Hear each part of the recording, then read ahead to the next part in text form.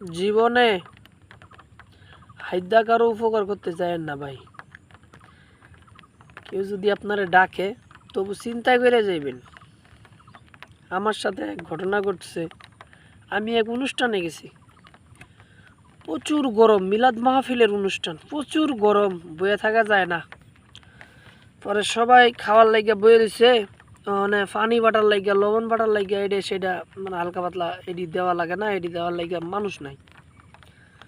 পরে করলাম কি, আমি গিয়া লবণ বাটা ধরছি, লবণ বাটা মানে লবণ দিতেছি মাইনসেরে। মানে লবণ দিতে দিতে একজনে আমার হঠাৎ করে কয় কি, কয় লবণ না দিয়া পানি দিলেও তো পারেন। যারা খাইতে বইছে এরা দিতেছে, লবণ না দিয়া পানি, একটু পানি দিলে তো পারেন, ওইটা মনে বেশি ভালো হইব। আমি কিন্তু ওই জায়গার মেহমান, আর ওরা কিন্তু ওই জায়গাটার স্থানীয়। তো আমি চিন্তা করে দেখলাম, একটু আগে লবণ লবণ করে চিল্লাইছে, মানে আমি লবণ দেওয়া শুরু করছি, অনেক কয় পানিটাও একটু আগাই দেন।